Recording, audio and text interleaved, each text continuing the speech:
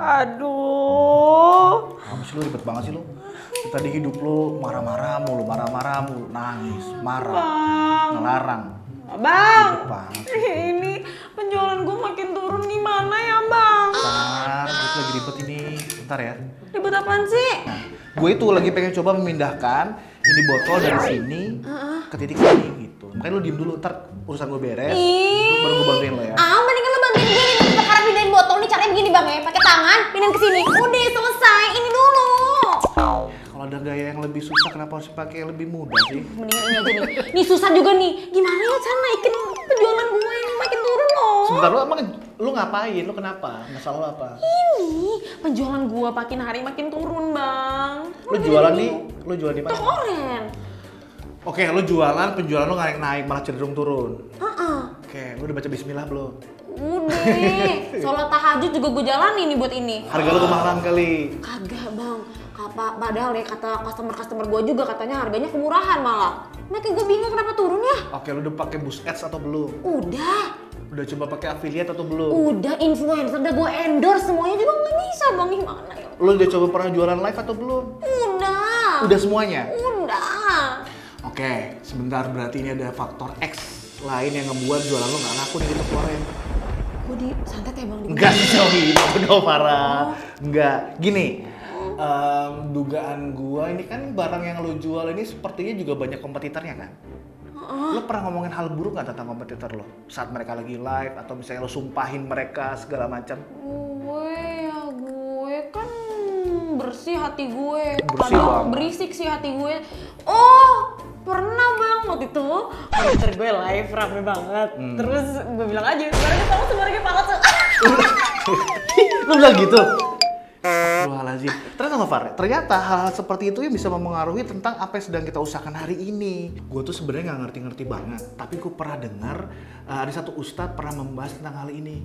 Lo pernah dengar ceramah dari Kiai Sayyid nggak? Belum tuh. Belum pernah dengar. Kalau itu kita dengerin bareng-bareng. Bismillahirrahmanirrahim. Assalamualaikum warahmatullahi wabarakatuh. Sahabat muslim yang dicintai oleh Allah Subhanahu wa taala, bagaimana agar usaha kita sukses? Di dalam perut orang tua kita, di dalam rahim ibu kita, saat kita berusia 120 hari atau kita kenal 4 bulanan. Nah, di saat itulah takdir Allah Subhanahu wa taala sudah menentukan tentang kebaikan kita, keburukan kita, rezeki kita, ajal kita ditentukan oleh Allah Subhanahu wa taala. Tinggal di dunia kita ikhtiar maksimal. Rezeki sudah ditentukan oleh Allah Subhanahu wa taala. Wa ma min dabatin fil ardi illa 'ala Allahi rizquha wa ya'lamu mustaqarraha wa mustaudaha kullun fi kitabim mubin. Sudah ditentukan oleh Allah. Kemudian yang kedua, supaya usaha kita lancar adalah sering kita bersyukur kepada Allah Subhanahu wa taala. La in syakartum la azidannakum wa la in kafartum inna adzabi lasyadid. Yang ketiga adalah usaha ikhtiar maksimal.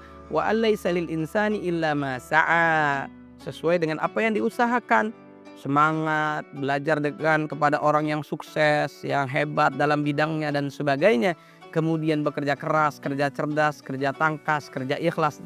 Maka itu nanti akan dimudahkan oleh Allah Subhanahu wa taala. Kemudian yang keempat, bagi orang beriman, bagi orang yang soleh, meningkatkan keimanan, ketakwaan kepada Allah, nanti Allah akan mudahkan setiap permasalahannya. Wa may yattaqillaha yaj'al lahu makhraja.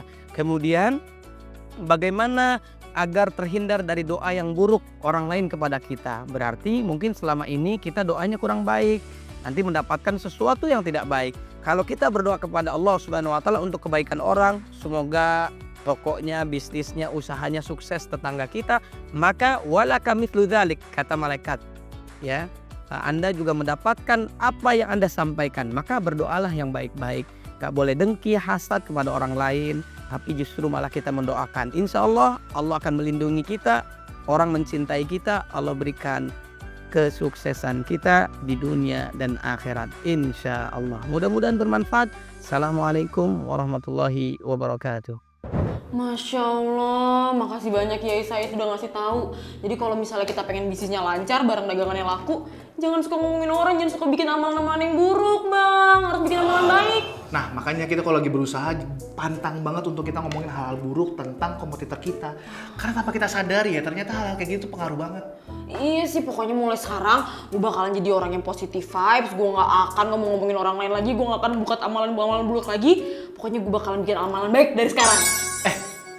Tapi lu mau tahu nggak caranya gimana supaya jualan lo laku, gacor, lu bisa jadi miliuner, papan atas? Mau banget lah. Caranya adalah lo harus melakukan sebuah amalan yang baik. Apa tuh?